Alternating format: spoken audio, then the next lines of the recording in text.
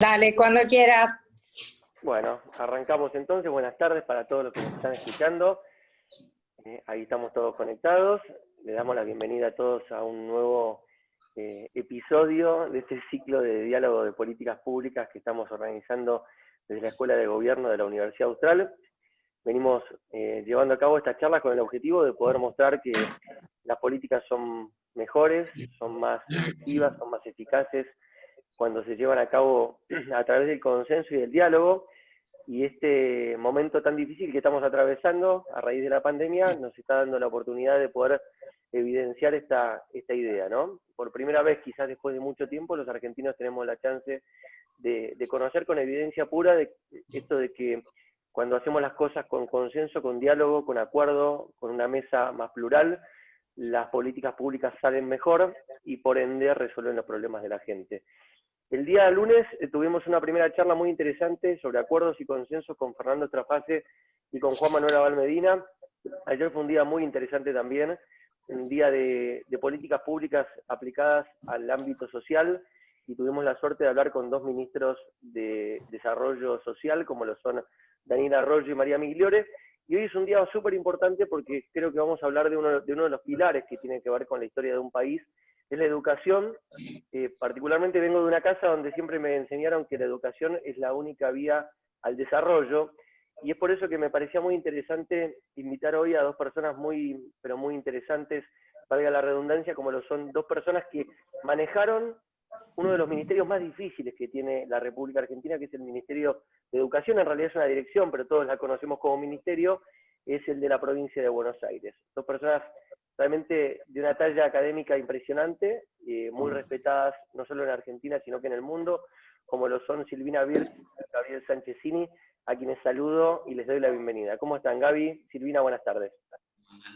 ¿Qué tal? Bueno, un gusto.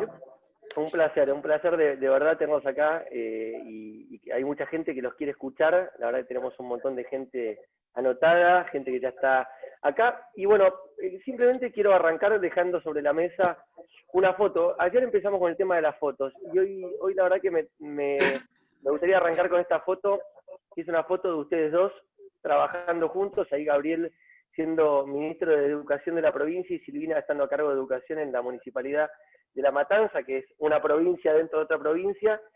Y me gustaría que arranquemos con este puntapié inicial, ¿no? ¿Qué te gustaría decir, Gabriel, de este momento y cómo volverías a esta foto? Bueno, muchas gracias, Gonzalo, gracias a la Universidad Austral por organizar esta serie de seminarios, gracias a todos los participantes que se han sumado hoy a escucharnos, obviamente gracias a mi amiga Silvina por compartir este panel. Esta foto, y por ahí lo que yo querría empezar, es que a mí me parece que con Silvina en estos años que trabajamos juntos, nos conocíamos de antes, pero yo estaba en una gestión política en el Ministerio de Educación de la provincia, ya estaba en otra gestión política en educación en la Matanza, y la verdad que los dos entendimos desde el inicio que la educación era una política de Estado, no importaba en qué partido estuviéramos, cuál era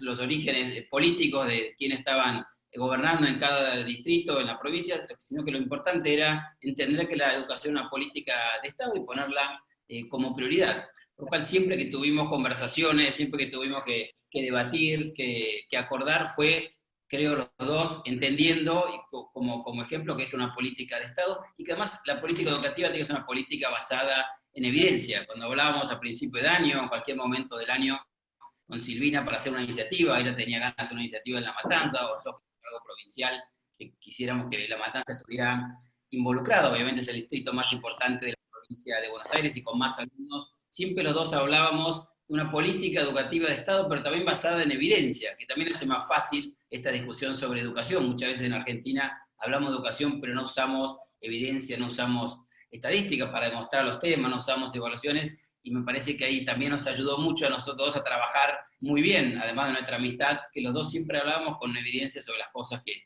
hablábamos de educación, ¿no? Por ahí eso es lo que más me genera esta foto, y además la alegría de estar con Silvina en este panel. Silvina, ¿vos qué te genera esto y qué tenés para decir al respecto de lo que contaba Gabriel? Mira, la verdad que nosotros, siendo, digamos, de partidos diferentes, también quiero decir que trabajamos muy bien juntos, que fue un placer, digamos. O sea, él era el ministro de la provincia, yo era secretaria de Educación de La Matanza, y sin embargo, la verdad es que cada iniciativa que tuvimos desde el municipio, por ejemplo, la entrega de libros, nosotros entregamos a todos los estudiantes de primaria y hasta tercer año de secundaria, y también de jardín, libros de todas las materias, digamos, en primaria de prácticas del lenguaje, matemáticas, sociales, naturales, inglés, libros de literatura, etcétera. Y la verdad es que siempre por parte, digamos, de Gabriel hubo un apoyo, porque es una política que, si bien es municipal, tenía que tener el consentimiento de la provincia, desde para el cálculo de matrícula hasta para, digamos, otras cuestiones, digamos, vinculadas a que la provincia tiene que consensuar, aprobar, que se entreguen estos libros que eran elegidos por las inspectoras, así que y cada vez que había un tema o un problema para resolver era llamar, y que bueno, que en la medida de las posibilidades, obviamente, que tenía la dirección de escuela, se resolvían. Entonces, la verdad que fue una experiencia muy, muy interesante. Y de hecho, bueno, esta foto muestra una visita cuando Gabriel venía a Matanza, me decía, bueno, mira, quiero ir a Matanza, quiero ir a tal lugar, y en general lo acompañaba, estábamos juntos, ¿no? Y este es digamos, era un jardín de infantes, habían recibido los libros, la verdad que, nada, lindos recuerdos, especialmente frente a estos momentos de pandemia en donde esto no se podría hacer, ¿no? Esta foto no podría suceder hoy, pero, y digamos, aún con las diferencias que uno puede tener estando en partidos políticos diferentes, fue una gran oportunidad poder, digamos, ver cómo se privilegiaba la política de Estado, políticas de Estado por sobre, digamos, chicanas baratas, ¿no? Por decirlo de algún modo. Bueno, el título digamos, de este capítulo, de este ciclo, ¿no? Este capítulo educativo, tiene que ver con el impacto que está generando, ¿no? La pandemia sobre el ámbito educativo, que como todos vemos con absoluta claridad, lo dice el presidente todo el tiempo, la educación seguramente va a ser el último eslabón del grifo que se va a abrir, y el desafío que esto le implica al sistema educativo de hacer este tipo de encuentros, ¿no? De compartir a través de una pantalla, digamos, ¿cómo creen ustedes que va a afectar esto? Digamos, un pibe, una piba de la provincia o de todo el país que tiene que ir a la escuela, ¿puede ser educado de otra manera que no sea presencial, o el impacto va a ser tremendo sobre la educación? ¿Quieren que empiece Quiera. yo? Dale. A ver, el impacto es tremendo, o sea, digamos las cosas como son. Digamos, primero lo que aparece muy fuertemente hoy es una revalorización de la escuela. Uno venía de escuchar críticas, y que la escuela esto, y que la escuela lo otro, y que la escuela no sé qué, y que la escuela del siglo XIX. Lo que vemos hoy es la necesariedad de la escuela, y que es muy difícil reemplazar la educación presencial. Sí hay muy buenas experiencias en el nivel universitario, pero cuando hablamos de jardín, de primaria y de secundaria, claramente la presencialidad es irreemplazable. Y lo que están viendo los países que están pudiendo hacer una transición, una vuelta a clases, es cómo pueden volver, no cómo pueden salir y, digamos, educarse con otros mecanismos. En este contexto, además, lo que está viendo es una mayor brecha, una mayor distancia entre los chicos que tienen acceso a Zoom, a una educación sincrónica, lo que se llama la posibilidad, tienen que tener 20 megas o más de internet, y tienen que tener internet, y digamos la brecha con los chicos que no tienen ni celular, o no tienen, digamos, la posibilidad de acceso, digamos, a lo que es educación online.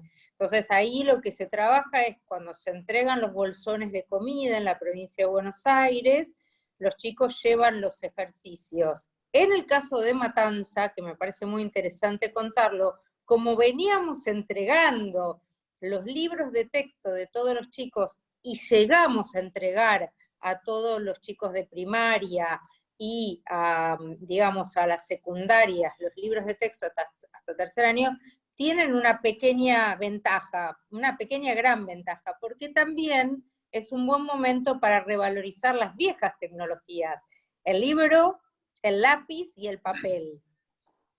Ahora, la brecha se profundiza, digamos, lo que muestra esto, la falta de escuela pone más en evidencia la desigualdad social y la desigualdad educativa y la amplía. Y lo que vemos es mucha fragmentación en los modos de sistema, en los modos de trabajo de los chicos. Algunos trabajan por WhatsApp, otros trabajan con Facebook, otros trabajan todos estos asincrónicamente, otros trabajan sincrónica y asincrónicamente. Ahora, aún los que trabajan sincrónicamente, que no son más de un 25%, tienen que aprender a utilizar nuevas tecnologías sin utilizar viejas pedagogías, porque no se puede replicar por Zoom lo que se hace en la escuela. Entonces, aún en esos casos se necesita repensar, digamos, cómo se enseña en el aula. Hoy en el mundo hay 1.200 millones de chicos sin clases, en más de 160 países. Algunos países están volviendo con este modelo de transición. 35 países no volvieron, terminaron las clases, digamos, están terminando sin volver, y hay 100 países que todavía no saben cuándo van a volver, ¿no? Entonces la situación es complicada. Y no se aprende lo mismo, o sea, no se aprende lo mismo ni aún aquellos que tienen educación sincrónica. Lo que sí tenemos que aprender o tomar, digamos, lecciones para después diseñar mejores políticas educativas, ¿no? Y, digamos, garantizar la reducción de esta brecha. Pero bueno, no quiero hablar más, le dejo la palabra a Gabriel, ¿no? Por favor. Gaby. Sí, muchas gracias. Gracias, Silvina, Gonzalo. Yo coincido, me parece que esta pandemia, que el COVID, que esta cuarentena está revalorizando la escuela en la sociedad. Coincido 100% con Silvina, el rol del docente también, me parece que la sociedad valora más la escuela, por supuesto, como lugar de aprendizaje, como lugar de movilidad social, como lugar de encuentro, como lugar de comunidad, y como ordenador social también de un país. Parece que eso se va a revalorizar, lo mismo el rol del docente, creo que eso es muy, muy positivo dentro de lo negativo de lo que estamos viviendo, me parece que eso es bueno. Me parece que también se pone más en evidencia la vulnerabilidad.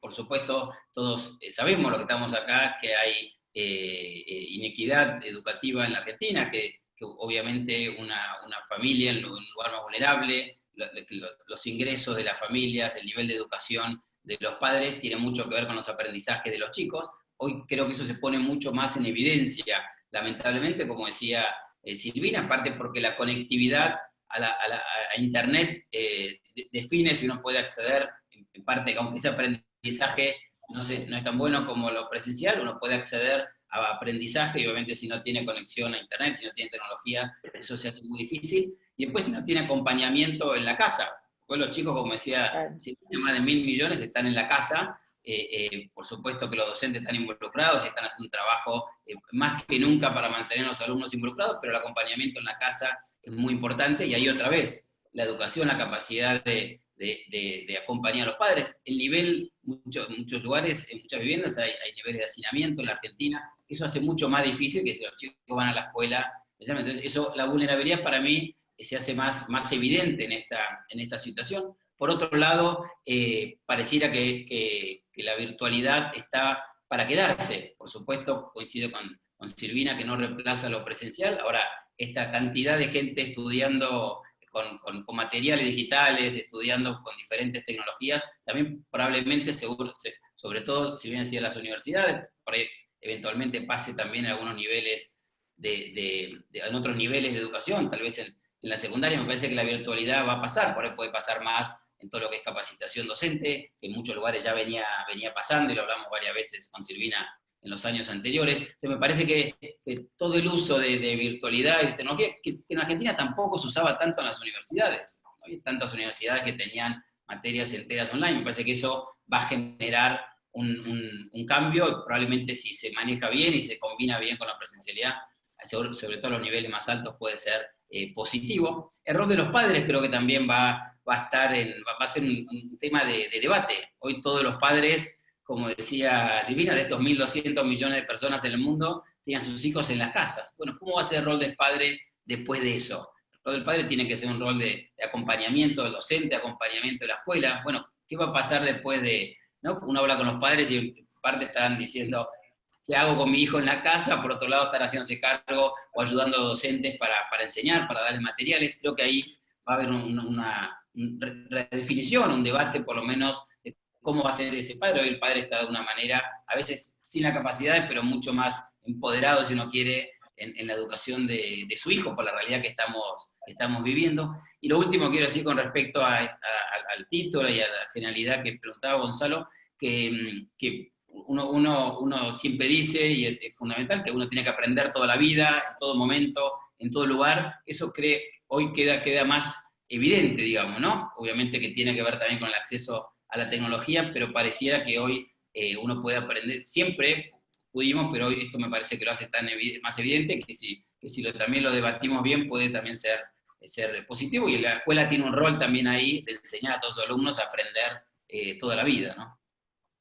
Bueno, hay mucha gente que ya está preguntándoles cosas. Me parece bueno ir combinando las preguntas con las que yo tenía anotadas. A ver, primero, retomar un tema. Hoy, de hecho, la Cámara de Diputados aprobó con media sanción un proyecto de ley para incorporar a la Ley de Educación esta cuestión de la virtualidad, ¿no? El tema de la educación remota, como para que no deje de ser algo solo de la buena voluntad y el voluntarismo, y que pase a ser una cuestión con marco legal.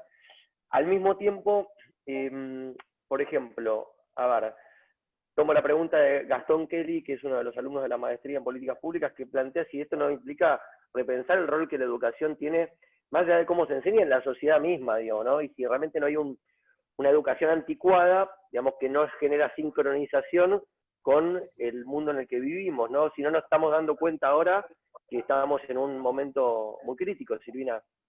Mira, sí, a ver, yo lo que creo es que tanto para esta coyuntura, porque, digamos, muchos docentes dicen, bueno, ¿qué hago ahora? ¿Qué puedo enseñar ahora? Entonces yo siempre digo, bueno, lo primero que hay que hacer es seleccionar contenidos. ¿Cómo se seleccionan los contenidos? Porque no se puede enseñar lo mismo que cuando se está en clase y en la escuela. Entonces, los contenidos que se enseñan tienen que ver primero en la coyuntura con lo que se puede, con lo que se tiene. O sea, si tenés lápiz y papel, trabajarás dándole al chico, digamos, posibilidades de que escriba cuentos, de que escriba informes, de que haga, si tenés libros, trabajarás con los libros, si tenés WhatsApp, etc. Acá hay un ahora, ¿seleccionando qué? Seleccionando 4, digamos, alfabetizaciones, ¿no? La alfabetización matemática, la alfabetización científica, la comprensión lectora, alfabetización, digamos, lectora y comprensión de textos, y producción de textos también, y la alfabetización digital. Acá hay un tema interesante, porque nosotros, digamos, en la escuela hoy no tenemos incluido el tema de alfabetización digital en serio. ¿Qué significa? Significa que los chicos entiendan, porque muchos dicen, este concepto de nativo digital es un concepto que está siendo cuestionado por los especialistas, porque los chicos lo que tienen, y los estudiantes en general, los jóvenes, es un mejor manejo instrumental de la tecnología. Pero eso no te hace un consumidor inteligente de tecnología, te hace digamos, te da mayor capacidad de poder instalar una tele, o de prender una computadora, o de manejar un programa. Ahora, después los chicos tienen que saber qué significa traquear información, qué pasa que cuando alguien pone en Google, en el buscador aparece una información en la primera página, y después otra en la página 100, cómo se elige esa información que seleccionan los buscadores, por qué cuando alguien quiere comprar algo, al día siguiente le aparecen 500 publicidades, cómo se produce, qué significa tecnología de código abierto, qué diferencia hay entre una y otra tecnología, no para ni demonizar, ni hacer nada, pero sí para entender y para poder producir, que los chicos aprendan a programar, porque si no además la brecha también es muy fuerte entre países, entre los países que desarrollan las nuevas tecnologías y los que consumen las nuevas tecnologías. Y ahí como país, como sociedad, me parece que nosotros tenemos que querer ser un país desarrollador de nuevas tecnologías. Y de hecho acá hay empresas que lo hacen y lo hacen muy bien. Y me parece que la educación hoy, en cuanto a contenidos, tiene que empezar a trabajar estos contenidos. Y trabajar más en contenidos esenciales, ¿no? En aprender a pensar de determinadas maneras.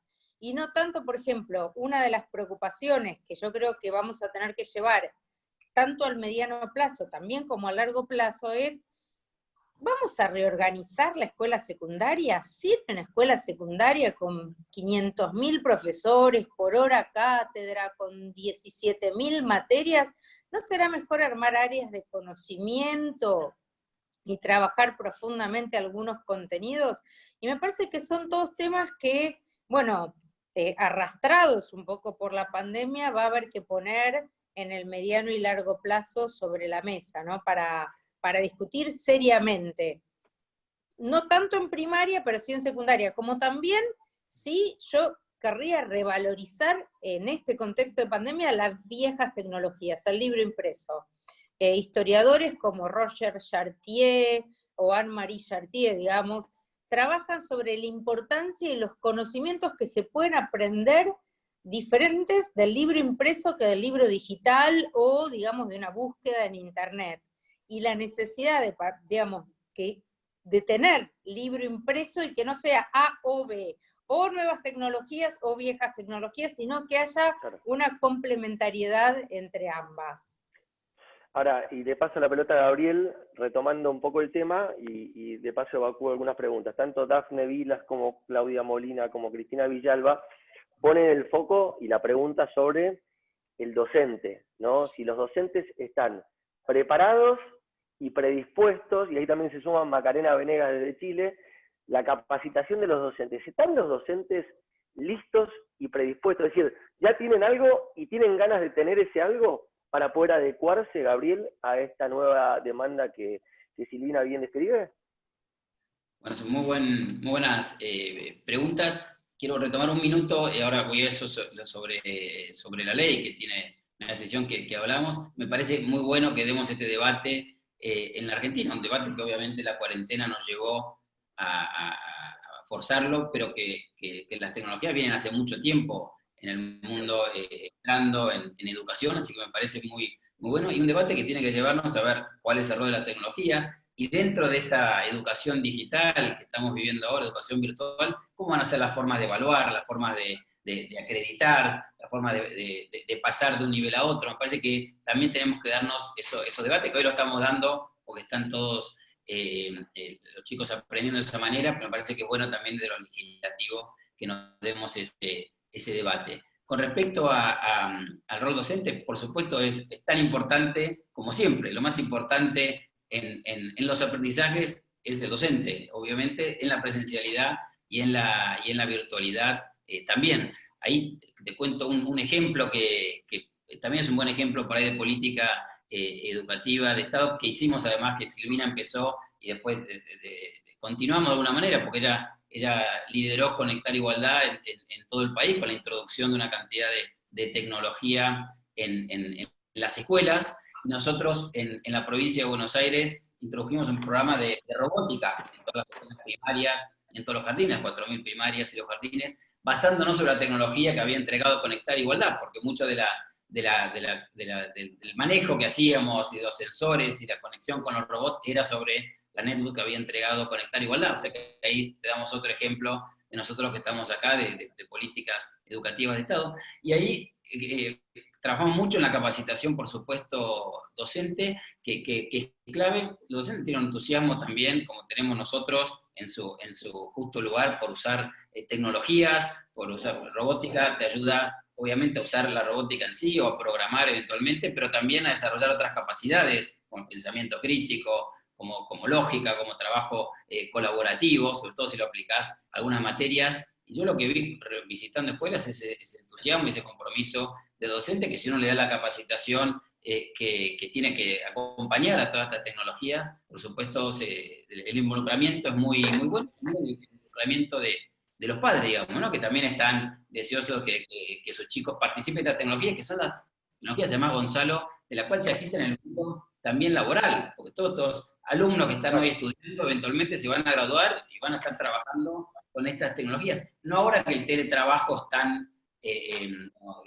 tan abundante, digamos, y está mucha gente teletrabajando, sino que ya estaba pasando antes de esta cuarentena. La tecnología en el mundo del trabajo también es muy presente. O sea, que creo que también en ese sentido es positivo hablar de tecnología en la educación. Ahora, recién hablamos de la virtualidad, hablamos de los chicos, hablamos de los maestros, y ahí Bruno Flores pregunta si hay alguna alternativa al tema de los exámenes, porque también el tema de los exámenes, Silvina, se viene discutiendo ahora si hay que poner nota, no hay que poner nota. ¿Cómo se evalúa a una persona, a un chico, a una chica en este contexto? Y también pensando en el futuro, ¿no? Interpretando esta virtualidad como un mecanismo y una herramienta, digo. De hecho, te lo cuento, que no sé, que nosotros estamos cursando la maestría en políticas públicas de manera virtual, y uno también entiende que cuando es más grande y tiene más predisposición y estudia porque le encanta, tiene como un compromiso a la examinación, ¿no? Pero en el caso de los chicos que a veces quieren escaparle al examen porque es una fiaca, ¿cómo garantizás, en el caso de los más pibes, el tema de la virtualidad con la examinación y no redondear hacia abajo?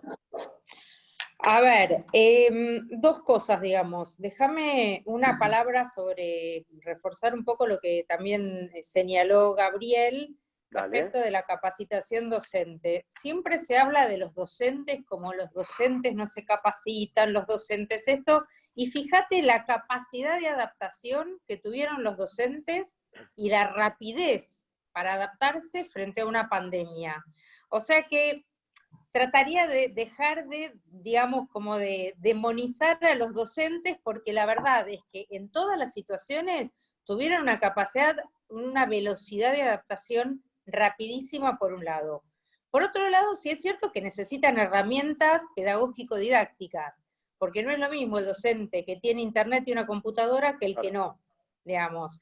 El alumno que tiene una computadora que el que no. Entonces, esto como tema central, yo lo que diría es, si pensamos en políticas educativas, pensemos en políticas vinculadas a qué herramientas, si vamos a volver a un plan como Conectar Igualdad, que fue un plan muy importante que entregó 5.300.000 netbooks, no con internet, pero sí con intranet en cada escuela, y digamos las posibilidades que eso estaría ofreciendo hoy. Y segundo, el tema de la evaluación. El tema de la evaluación, hay varios puntos en el tema ese. Por un lado, como vos decís, en la universidad, bueno, hay miles de posibilidades de evaluar, porque se pueden presentar monografías, o sea, la universidad dejémosla como capítulo aparte, porque ahí hay posibilidades de evaluar. Pero vayamos, como dijiste, a los niveles básicos. Yo creo que una cosa es evaluar y otra cosa es calificar. Siempre cuando los viejos pedagogos, cuando uno estudiaba, decían, existe la evaluación diagnóstica, la formativa y la sumativa. La sumativa es la que te acredita, te pone una nota y te acredita, te dice, bueno, usted terminó el secundario, está acreditado para hacer esto, esto y esto, ir a la universidad y conseguir tales trabajos. Bárbaro. Te pone una nota para decir que pasaste de año, te pone una nota. Ahora, lo que importa acá es mirar la evaluación formativa. Y la evaluación formativa forma parte, digamos, perdón la redundancia, pero la formativa forma parte de lo que todo el día hacemos cotidianamente. O sea, cuando nosotros estamos dando la charla, todos los que nos están escuchando nos están evaluando. Probablemente algunos después nos manden algún comentario. Entre vos y nosotros, después va a haber algún diálogo y nos evaluamos. Y esa evaluación formativa es la que hay que rescatar hoy en esta coyuntura. ¿Por qué? Porque hoy hay mucha angustia en la sociedad, hay una situación muy compleja Entonces la educación puede acompañar y puede valorar las producciones de lo que los chicos pueden hacer. Por ejemplo, el caso del que salió creo que en Infobae, un chico que no tenía lápiz ni papel y había hecho para artística un dinosaurio con barro y agua.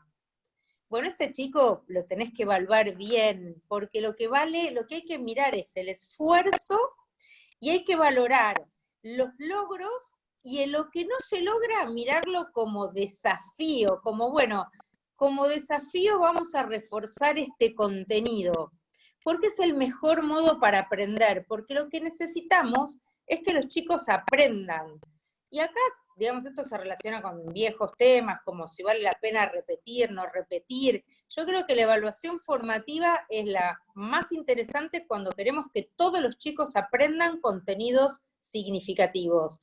Y siempre, obviamente, el refuerzo positivo y la posibilidad, digamos, la posibilidad de trabajar sobre desafíos en vez de marcarlo como errores o marcar el error por el desafío, creo que es lo que nos va a permitir, digamos, trabajar mejor en la escuela del futuro y en la escuela en lo que se está aprendiendo hoy. Ahí está la foto del chico con el dinosaurio. Entonces yo creo que estas son las cosas que hay que valorar. Porque, ¿qué puede hacer ese chico? No tiene internet, ¿no? Porque además, para poder hacer clases sincrónicas, vos necesitas internet y una computadora o un dispositivo que te permita trabajar. De hecho, el caso es recién cuando empezamos la charla, se me cayó el wifi, agarré el celular y estoy con 4G. Pero lo pude hacer porque tenía todas esas herramientas a mano. Pero ¿qué pasa cuando esas herramientas no están? Entonces, ¿y cómo se evalúa? ¿Qué vamos a evaluar? Que un chico sí tiene Zoom y libros y el otro no. ¿Cómo compara? ¿Y cómo ponemos 7 u 8? ¿Qué sentido tendría en este contexto? Por supuesto que después, cuando haya periodos de transición y cuando se vuelva a clase y con criterios inteligentes, se va a volver a hacer una evaluación sumativa, pero me parece que ahora no tiene sentido, cuando lo que se trata es de poder acompañar en una situación donde los chicos están mal emocionalmente, las familias están sin trabajo. Internet, por ejemplo, en el mundo entero, a Internet accede solo el 57% de los estudiantes, y la mitad de este 57% tiene más de 20 megas. Entonces, la posibilidad de estas clases sincrónicas es realmente limitada, ¿no? Así que me parece que en términos de evaluación para los niveles básicos, y que tampoco tiene sentido volver a hacerles hacer el año, que sí lo que hay que pensar, y vuelvo al tema, selección de contenidos para el año que viene o para cuando se retomen las clases.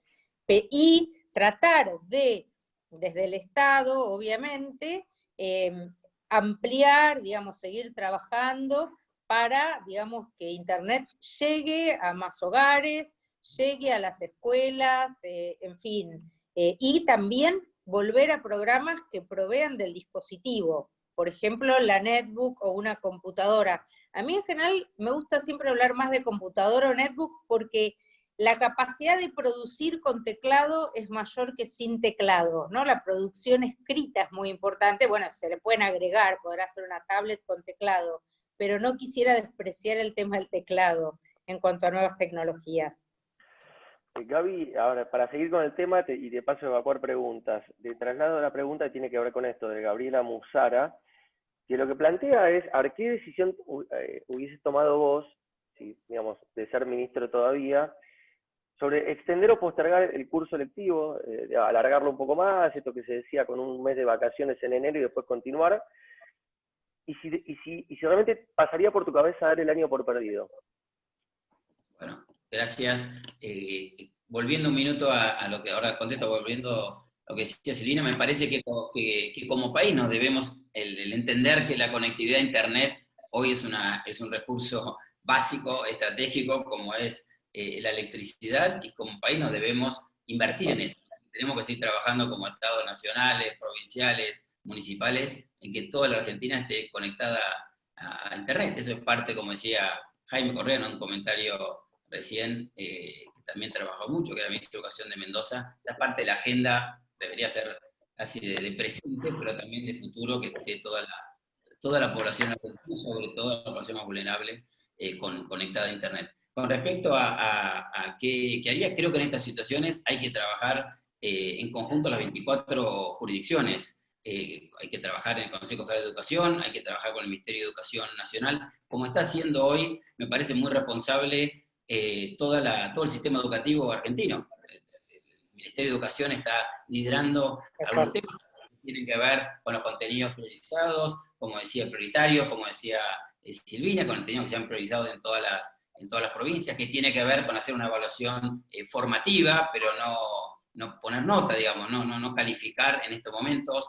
por las razones que da muy bien. Si bien todo eso se fue acordando en el Consejo Federal de Educación, me parece que eso es muy importante, entendiendo que este momento no reemplaza a la presencialidad, pero también entendiendo que la virtualidad y la cantidad de contenidos digitales y la adaptación tan rápida que han hecho los docentes y el entusiasmo que muestran los docentes, yo hablo con muchos docentes y con muchos padres también durante la semana, también es un periodo que los chicos pueden seguir aprendiendo, que hay que reforzar a aquellas familias con mayor vulnerabilidad, con cuadernillos, con materiales impresos, digamos, en algunos casos hay que llegar, como están llegando en casi todas las jurisdicciones, también a entregar materiales impresos para reforzar esos momentos, reforzar a esas, para no se puede hacer en todos lados, pero aquellas familias más vulnerables con conectividad a Internet, con algunos chips que puede uno entregar con conectividad, con computadoras. También es importante, me parece, que las jurisdicciones, y el Gobierno Nacional lo está haciendo,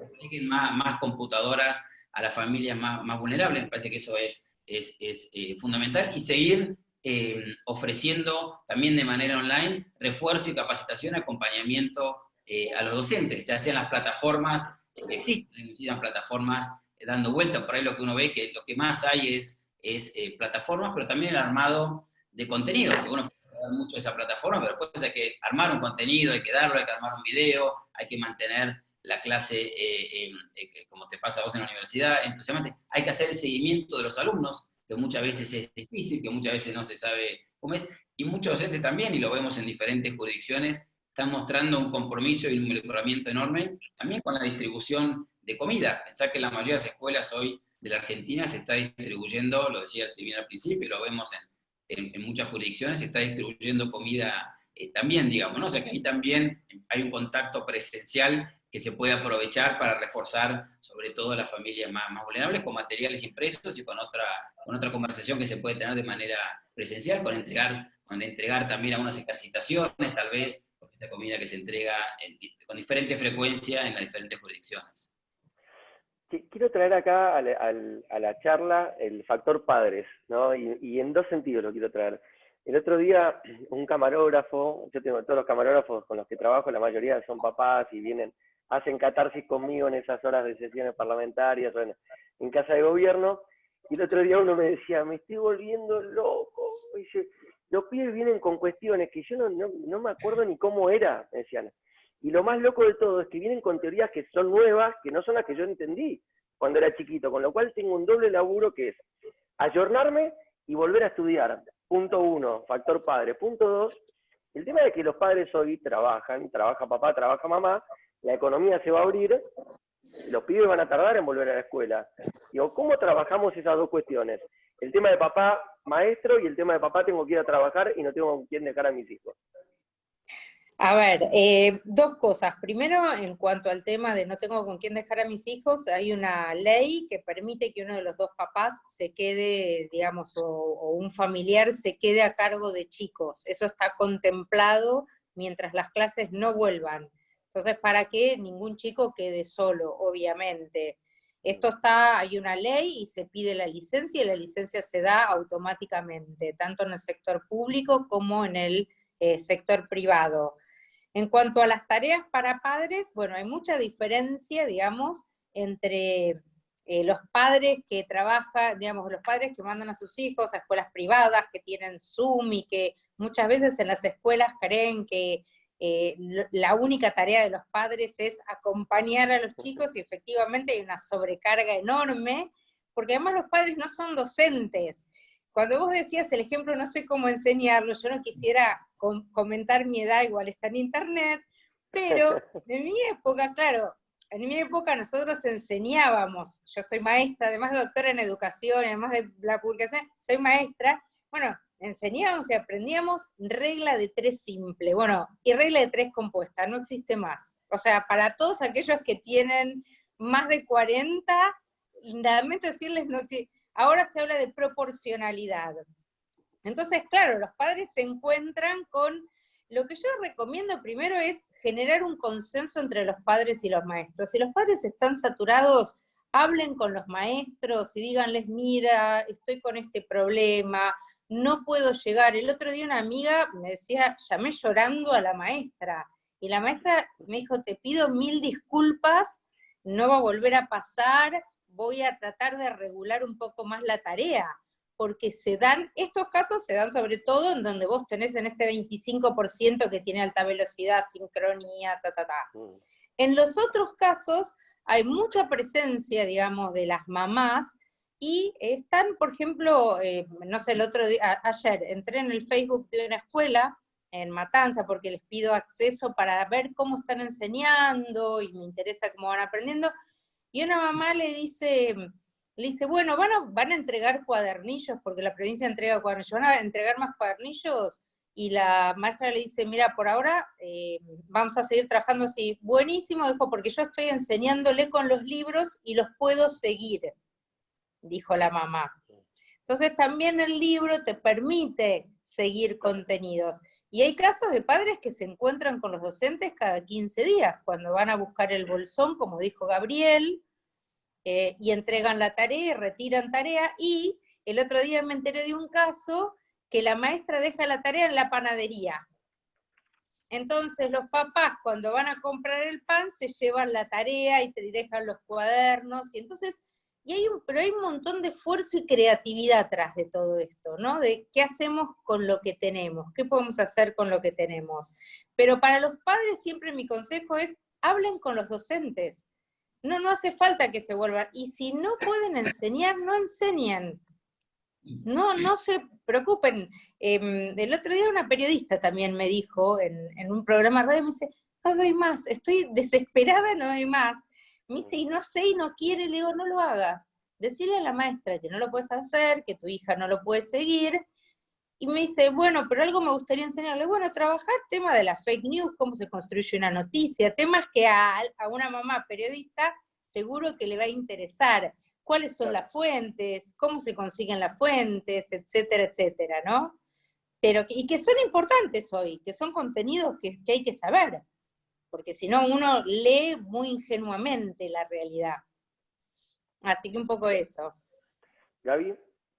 Sí, primero, volviendo a lo que decíamos antes de cómo se va a revalorizar la escuela, también se va a revalorizar porque es un ordenador social, digamos, ¿no? Es parte de cómo está ordenada la sociedad, cómo está ordenada el resto de la sociedad, de todo lo socioeconómico, está ordenado alrededor de la escuela, cuando empieza la escuela, cuando dejas a tus hijos en la escuela, cuando termina, entonces podés ir a trabajar. Entonces me parece que le vamos a dar más valor a la escuela por todo lo que ya sabemos que es muy buena, y también ahora nos damos cuenta cómo realmente nos ordenaba como sociedad, ¿no? Que nunca nos había pasado porque nunca habíamos estado todos en cuarentena, toda la Argentina o todo el mundo en cuarentena al mismo tiempo. Entonces me parece que ahí otra vez la escuela va a tener un valor nuevo y nos va, me parece, nos pone más eso en evidencia. Con respecto a los padres, yo creo que va a haber creo que va a cambiar mucho el rol de los padres. Mira, en Ciudad de Buenos Aires, donde yo tengo ahora la oportunidad de trabajar en el Ministerio de Educación con Soledad Cunha y con Luis Bullrich, hicimos un call center, lo llamamos Comunidad Educativa Conectada para los padres, que no existía hace 90 días. Más de 100.000 padres llamaron de la Ciudad de Buenos Aires por diferentes razones, pero por necesitar una computadora que estamos entregando, por un tema de alimentación, o por un tema pedagógico, para que lo pudiéramos hacer acompañamiento. O sea que realmente un involucramiento de los padres mucho mayor, por lo menos ahora está evidenciado, de lo que teníamos. Entonces cada vez que entregamos los bolsones de comida, que es cada 2 semanas, como decía Silvina con el ejemplo de la panadería, nosotros también incluimos tarea en esos bolsones. De hecho, en la última incluimos algunas ejercitaciones, así unas de matemática y lengua, también para complementar esa evaluación formativa que comentaba Silvina, que después pueden entregar en el próximo bolsón, que también fue muy bien recibida, porque los padres quieren saber cómo van, ¿no?, sus hijos accediendo a estos contenidos y viendo los contenidos, ya sea en cuadernillos o ya sean virtuales. Ves que los padres requieren mucha más contención que antes. Obviamente hay un tema de paciencia, ¿no?, de lo dicen mucho en las conversaciones que tenemos, en las encuestas que tenemos. Ahora también ves a padres más involucrados, por necesidad, por obligación, pero van a ser padres que probablemente van a ser mejores acompañantes de los docentes más adelante, porque van a haber aprendido más de educación, porque se han visto obligados a ver cómo está la tarea, cómo funciona, cómo acceden a los contenidos.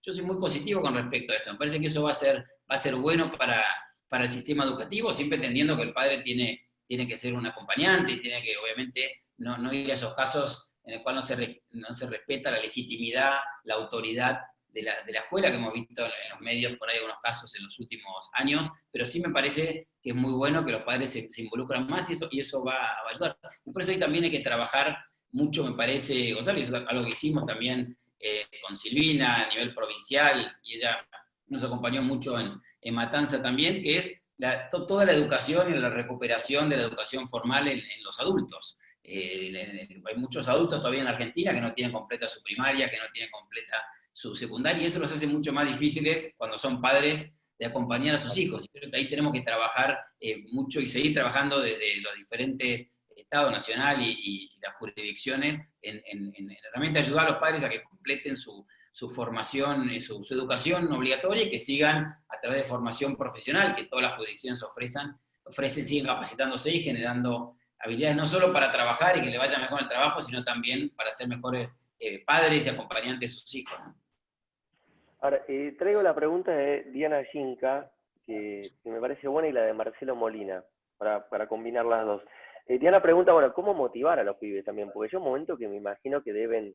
yo a veces la escucho a mi sobrinita, que yo vivo en un complejo, y mi sobrina vive con su papá ahí cerquita de donde vivo yo, y pobrecita siempre me dice que quiere volver al cole, ¿no? Entonces mi prima, la mamá, me pregunta siempre cómo, y pues lo que me cuesta mantenerla motivada, porque extraña el cole. Y Marcelo Molina le suma a esto que me parece muy interesante, que dice cómo resolverían el tema de los más chiquitos, de sala de 2, 3, 4, que aún no manejan dispositivos, que necesitan imperiosamente socializar, que están dando sus primeros pasos, etcétera, etcétera. Motivar y los más chiquititos, ¿cómo resolvemos? A ver, hay dos temas, y después quiero señalar uno. Vos dijiste, quiero volver a la escuela, que tu sobrino dijo, quiero volver a la escuela. Es tu sobrina, y es interesante porque lo que antes odiaban, que no querían ir a la escuela, hoy los chicos quieren ir a la escuela, los padres quieren mandar a sus hijos a la escuela, como de repente la escuela, se redescubrió el valor de la escuela, y esto lo quiero señalar. En el caso de los más chiquitos va a ser más difícil, va a tardar más la vuelta. ¿Por qué? Porque es muy difícil en los países como Nueva Zelanda, en fin, que están volviendo a clase, digamos, ¿no?, con determinados en Austria y demás. La vuelta es con una transición en donde hay que guardar mucha distancia entre un chico y el otro, hay que tener obviamente condiciones de agua limpia, jabón, etcétera, pero a los más chiquitos es más difícil garantizar que no se vayan corriendo a dar un abrazo, y mucho más en el jardín. Entonces, bueno, eso va a tener que esperar. En cuanto a motivarlos, va a tener que esperar. Igual están haciendo tarea, las maestras les mandan canciones, los hacen bailar, hacen dibujos, hacen cosas. No es lo mismo que estar en el jardín, porque gran parte del jardín lo que hace es enseñarle a los chicos a socializar. Es la primera instancia de socialización secundaria que tienen los chicos, ¿se entiende? Salen de la familia y entran en un espacio de socialización secundaria. Entonces, cuando están en un arenero, hay 30 baldes y 2 chicos se pelean por el mismo balde violeta, en realidad lo que está haciendo la maestra es, bueno, no se peleen, charlemos 5 minutos cada uno, está enseñando a convivir. Toda esa parte de la enseñanza se está perdiendo, obviamente, porque no se puede enseñar a socializar sin socializar. Pero sí se puede motivar también a través de entender que hoy podemos enseñar o debemos enseñar a partir de también considerar los intereses de los chicos. O sea, ¿por qué no estudiamos las diferencias entre virus y bacteria? ¿Por qué no vemos los pasos que sigue la ciencia para crear una vacuna, para entender por qué no hay vacuna? Entender si los chicos están en la casa y la mamá está cocinando, Tonucci decía, convertí tu casa en un laboratorio, explica qué es la levadura, por qué hay que poner levadura para hacer una torta, trabaja con herramientas que tengan y que despierten interés, que esto también es parte de lo que hay que hacer hoy. Pero sí quería, digamos, no quería dejar de señalar el tema del rol del Estado, en la importancia de las escuelas públicas de gestión estatal para garantizar la justicia educacional. Y la necesidad, como desafío futuro, de mejorar permanentemente las condiciones materiales las condiciones pedagógicas, las herramientas didácticas con las que trabajan los chicos en las escuelas, porque también en los hogares hay desigualdad, pero las escuelas también son desiguales. Las escuelas que tienen doble jornada, por ejemplo, tienen, digamos, mayores posibilidades que la mayoría de las escuelas de nuestro país que tienen 4 horas de clase. Somos un país con muy pocas horas de clase por día, entonces mientras en Chile la transición se está pensando en turno mañana y turno tarde, nosotros vamos a tener que no solo pensar turno mañana y turno tarde separados, sino cómo dividir a los chicos en función de... Me parece que tenemos desafíos de política educativa muy importantes a futuro y necesitamos que la educación en este sentido, que se cumpla la inversión de 6% del PBI. Obviamente ahora la situación, nadie está hablando en medio de la pandemia ni en el corto plazo, porque la situación es muy tremenda y no lo vamos a pedir, pero sí como, digamos, ir pensando cómo generamos el cumplimiento de la Ley Nacional de Educación, ¿no? Y volver a un programa como Conectar Igualdad, porque Conectar Igualdad, si bien no tenía internet, tenía adentro de cada computadora, cada chico tenía programas para matemática, para lengua, 100 libros de biblioteca virtual, Wikipedia offline, podían trabajar offline y con la intranet. Entonces, y me parece que el tema de reorganizar la secundaria, para terminar con esta idea de este horario mosaico, profundizar estas 4 alfabetizaciones, son todas cosas que tenemos que pensar, y siempre trabajando en función de garantizar justicia educacional, ¿no? Me parece muy importante el rol del Estado y del rol de las distintas jurisdicciones en cómo se va, y el rol también, bueno, en mi caso, de un municipio que hace una inversión muy importante en la educación. La verdad que en ese sentido, del intendente Espinosa, que fue quien garantizó, yo me acuerdo que lo fui a ver el 19 de marzo y digo, mirá, me falta entregar la mitad de los libros, me dice, vamos a entregar todos los libros. Me dijo, y los entregamos. Entonces, estas cuestiones hay que valorarlas. Entregamos útiles también a todos los chicos de primaria y secundaria, ¿no? ¿Cómo se aporta? Porque si los chicos no tienen libros, si no tienen útiles, si no tienen internet y no tienen computadoras, ¿qué tienen? ¿Cómo se estudia solo con un docente? ¿Se entiende? Entonces me parece que hay temas de política educativa, también, digamos, como dijo Gabriel, expandir internet, pero también se necesita el dispositivo, porque si tenés internet sin dispositivo, muy lejos no vas, ¿no? Y digo, como temas para pensar, por un lado pensamos la coyuntura, por el otro lado vimos algo del mediano plazo, y por el otro lado parece muy importante pensar el largo plazo en educación, ¿no? Gaby. Sí, bueno, con respecto al entusiasmo por ahí de destacar lo que decía Silvina, acuerdo obviamente con los chicos más chiquitos, las tecnologías también están generando, me parece, entusiasmo. Uno lo ve cuando decimos, bueno, todo el plan de robótica en la provincia. Parece que la tecnología en sí genera entusiasmo y ayuda también a personalizar muchas veces los aprendizajes, ¿no? Uno ve también ahora hablando con alumnos, ahora que todos estudiamos de manera diferente, ¿no? A uno nos gusta más una materia, nos gusta otra, vamos a diferentes ritmos, a uno lee más rápido, otros son más rápidos haciendo ecuaciones, haciendo matemáticas. Me parece que la tecnología nos puede ayudar también a eso, a tener una educación.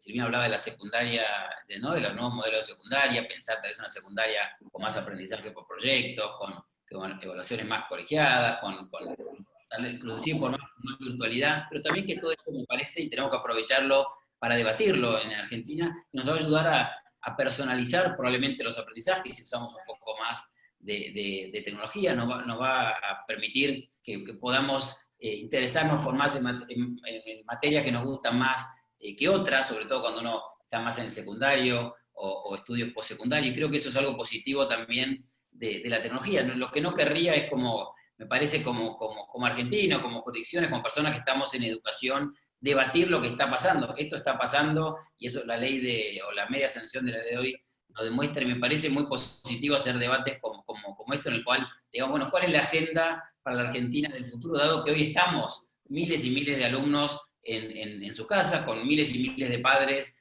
teniendo un rol diferente, con una vulnerabilidad, decía uno de los comentarios, con una vulnerabilidad que hoy se hace mucho más, creo que era Nora o Pablo García, en los comentarios, una vulnerabilidad que se hace mucho más evidente, como también ponemos más recursos en esas familias que sabíamos que no tenían esta justicia educativa que decía Silvina, que lo sabemos por ahí hace décadas en el país, y por ahí no le estamos poniendo todos los recursos que había que poner. Entonces, me parece que es bueno que tener estos debates, y desde los diferentes niveles del Estado, realmente ponernos en acción, no solamente debatirlos, sino para solucionar estos temas que hace muchos años que existen en Argentina, y poder realmente avanzar en los niveles de aprendizaje, en los niveles de calidad educativa que tenemos en el país.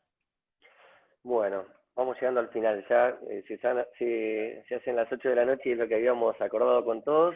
La verdad que fue un placer haberlos escuchado, Silvina, Gabriel, y se va preparando Celina Cantú, como hacemos habitualmente, para el cierre de la conferencia. Celina es la directora de la Maestría en Políticas Públicas de la Escuela de Gobierno. En lo personal, agradecerles a los dos.